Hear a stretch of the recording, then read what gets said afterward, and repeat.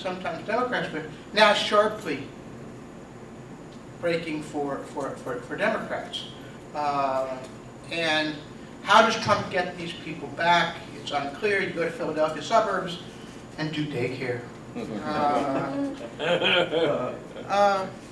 This is very briefly. The red is Republicans. No, excuse me. The red is whites. Gray is African Americans. Blue is African Americans. Gray is Hispanics. And there's another category that it's hard to see on this chart. But basically, the white percentage of the population is dropping. This election, probably 68%, 68 to 70% of the population. Demographics are not destiny. You still got to get people out to vote. You still got to convince them of your position. But it's harder for if you rely on the white vote without any question. It makes it more difficult. You see that in state after state, and you see it on a national basis. This is terrible. I mean, it's too hard to read, but basically, among the two parties, there's terrific demographic differences. Young people go more Democratic, old people go more Republican. Your post-grad education, and here, let's see, postgraduate education, old people, pretty Democratic in this room. White evangelical Protestants go overwhelming for Republicans over here. But the point is that the parties do break down on groupings in the electorate quite a bit. I mean, a lot of the stereotypes are correct, and so if you say take the youth vote, Democrats have done well with it, Republicans not so well, but it looks like Democrats are not doing as well as they did with Obama. So both of them can kind of work on that. Same sort of thing. Basically, the electorate has grown 5% since 2012. Whites have grown a little bit, blacks a little bit, Hispanics and Asians quite a bit. And a lot of focus on Hispanics in this election, as well there should be. I mean, it's obviously the biggest voting bloc, it's growing the most. It's about the same as African Americans. Soon it will be considerably larger. But I'd also pay a lot of attention to Asian Americans. Asian Americans are essentially affluent, so they should be more up for grabs on social issues, but they're voting tremendously Democratic. And I think a lot of it, they look around and see how other ethnic groups are treated and say, okay, our economic interests might be better served by Republicans, but we're very uncomfortable with the way Trump and some Republicans are treating ethnic groups. So why isn't Hillary winning by more? I mean, if you look at demographics, and we'll talk a little bit about some organization. First of all, both candidates are unpopular. This is equivalence. Equivalence reporting. I think there's probably enthusiasm gap between the two candidates. The Trump people are more enthusiastic right now than the Hillary people.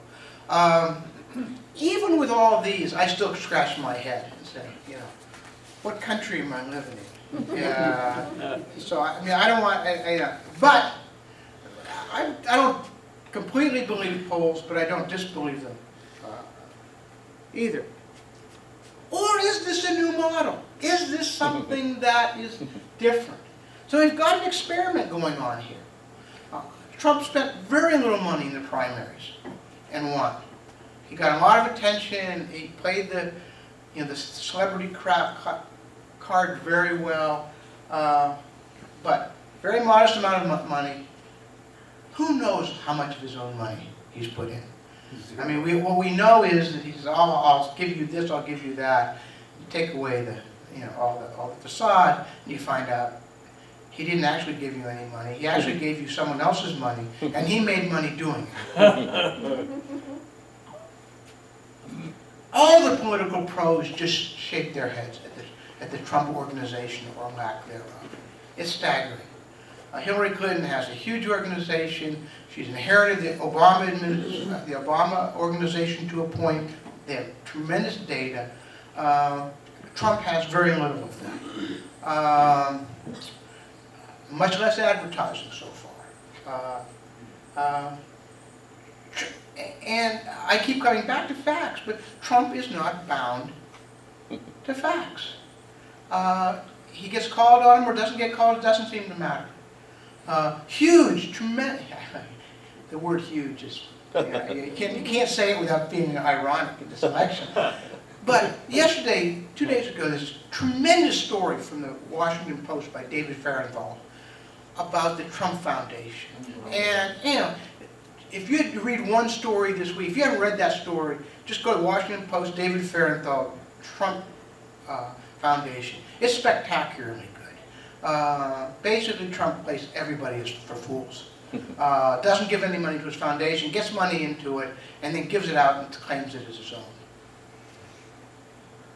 You can't make that up. And say, oh, I'm generous. Or, you know, I was against the Iraq War. Yeah, or, you know, you name it. Oh, I didn't buy off that Attorney General in Florida. And on and on and on and on. And finally, there's almost no policies.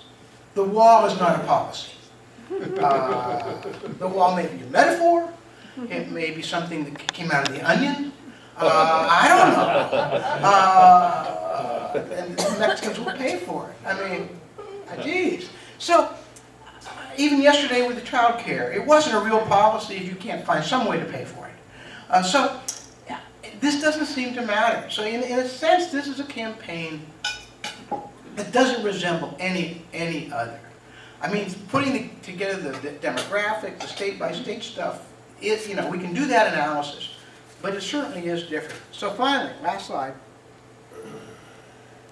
Got 7 weeks to go. Trump is close enough to win, without any question. Oh my God. A month ago, I would have said highly unlikely.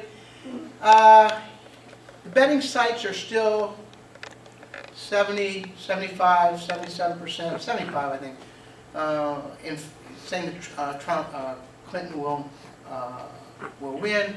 The various statistical sites look somewhere between 75 and 80%, down from 85 to 90% to be sure. Yesterday you saw that the economy did better by far than anyone expected, created more wealth over the last year, which is a very important figure. Obama's approval rating, 58% job approval. That's, again, very important. Political scientists take it very seriously.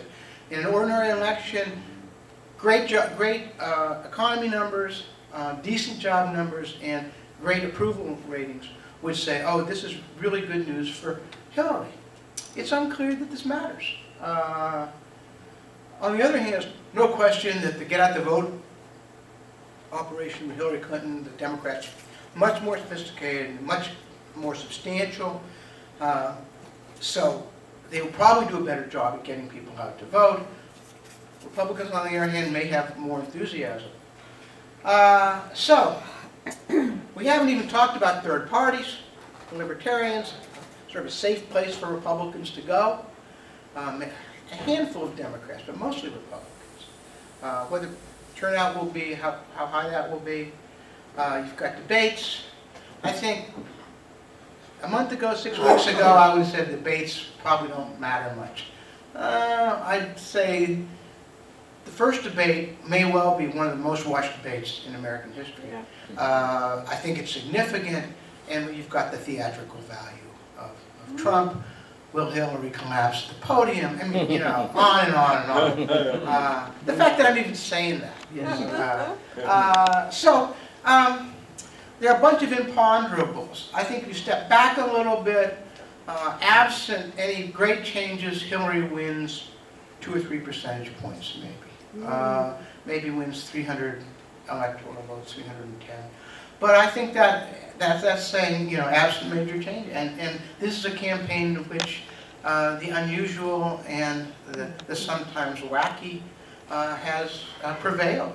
And so, again, fun as spectator sport, interesting as analysis, and for a citizen, downright scary. Thanks very much. Yeah, Dennis. Just a couple of things. Do you think there's any way to shame Trump into revealing his taxes? Yes. I'd like to have you comment on that. No. No.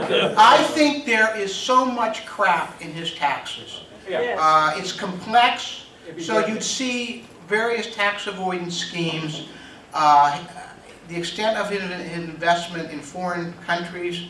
There's a story this morning, Kurt Eichenwald in Newsweek. It's unbelievable. Is an excellent story. I don't think it's quite as well reported as the Farenthold story on the Trump Foundation, but it's very good. So I think that he, at some point early on, he calculated that No way. whatever crap he took for not releasing his tax returns, the problems he would encounter were much greater. And I think that may be occurring with health issues as well. Oh. Because he's not going to, look, I don't know what he's going to release, but we'll see. One other thing, how do you think he's going to handle losing? Yeah, no, that's a good question that I would have cared about more. From a psychological perspective, this man is not just a narcissist, he's an extreme narcissist. Yeah. So the good news, the bad news for Trump is that he's an extreme narcissist. The good news is he's an extreme narcissist. That's right. So, you know, actual events may have very little to do with it. And he comes back and reinvents himself as the Trump network that overwhelms Fox. And he blames somebody else who was rigged. Oh, sure. Oh, it's rigged. Of course, the election's rigged. Now, again, there's a whole set of issues as a political scientist. The whole question of questioning the legitimacy of the outcome Right. in advance is really horrid. I mean, this is someone, oh, it's rigged. The debates are going to be rigged. And look at those moderators, and I mean, in what world are they? You know, they're pretty fair, but they certainly don't hurt him. So, you know, I think he's got a rationale, and I do think that there's this possibility that, you know, that when you crack eggs, you know, make an omelet, and he might come out of this as this. His brand is, you know, there'll be, you know, 45% of the American people will watch his damn network. You know, I don't know. He might say, you know, well, I only went in with under $1 billion, but I'm going to come out of this as really being a billionaire. I think he'll crash and burn. I don't know. One final thing. Everyone talks about Hillary's health. This guy lives, he's 70, I'm 71. I work out, I watch my diet, you know, da-da-da-da-da-da. There's a guy who eats cheeseburgers and fries, and there's a Calvin Trillin article about you know the people who do Trump's corset, and which is, I mean, it's terrible. So I mean, honestly, I don't see him as, you know, I think that physically that there may be some issue, but now we're just speculating. It's all this is now bullshit. Which, you know, I'm fine with that. But, yeah. Some reporters have used the term word salad for when Donald speaks, and you can see it if it's typed there. You see what he says. It's like a word salad. The other thing is if President Trump would probably allow Putin to take the Ukraine. Yeah. The thing is, you have knowledge of the Italian politics, the government. When you go over there, you're going to be able to compare and answer questions to them about this. But the question I have for you: if you had been in charge or influential to the Democratic Party more than a year ago, would you have chosen somebody else less unpopular than Clinton, or would you have tried to get Clinton to be more popular? There is a book, pretty substantial book in political science, written It was published in 2008. It was mostly about the 2000 campaign. We're not very fast. Called The Party Decides. And it's a book by some really good young political scientists who talk about how the party, for all the primaries and everything, the party really determines who the nominee is. And I think there's some pretty good evidence for that in a lot of ways. You get to so we just had a political science convention 3 weeks ago, and one of the big panels was the Party Decide authors talk about Trump. And clearly Trump was not who the party wanted by any stretch of the imagination. They ganged up on him, blah, blah, blah. I think the party did decide on Hillary. I think they decided pretty early on Hillary, in part because she was such a force. I don't think the primaries were, quote, rigged, but I do think the National Party officials had the thumb on the scale somewhat for Hillary. Now, had Bernie proven, I don't know what happened in 2008. I think people were surprised by Obama, but I think once they saw Obama's strength, they played it straight down the middle. And this year, I think the Republican National Committee had its hand on the scales against Trump, and I think the Democratic National Committee had a thumb on the scales. But I don't think you could have picked. And it's not like the Democratic Party in the United States right now is filled with these obvious presidential hopefuls. I don't think it is. I think in 4 or 8 years, say if Hillary wins, she probably runs for another term. And so it's 8 years. I think in 8 years you're going to have some terrific candidates by then. Amy Klobuchar from Minnesota, Al Franken. Honestly, you've got the governor of Rhode Island is pretty cool. People emerge, but right now I don't think there was an obvious. And I think that the fact that the field was so weak demonstrates that. Yeah. What's disturbing to me beyond belief is that our nation, a significant portion of our nation, bought into Trump. That tells me that nothing matters. It tells me that the people think the whole process is a joke, and that maybe a significant segment of that other segment thinks the country's lost anyway, so let's make sure everybody suffers.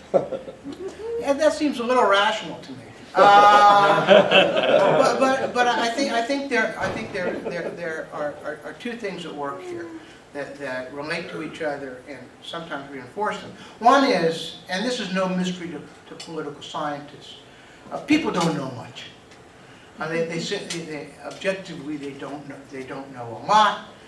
Collectively, they generally are better at making decisions than we would ever guess from what they individually know. But they don't know a lot. So there is a lack of information factor for a whole variety of reasons. But the second thing is that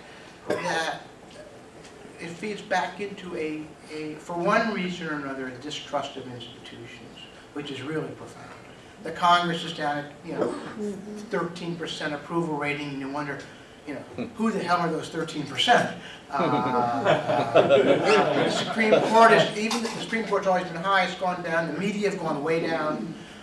Even the military, which has always been high, so institutions. And I do think there is this profound distrust. And honestly, this was really Trump's acceptance speech. Things are going to hell in a handbasket. And we can't trust the government. And you look around and say, the economy's not perfect, but it's not doing badly. You think we're doing badly in the world, but in a whole variety of measures, we're not.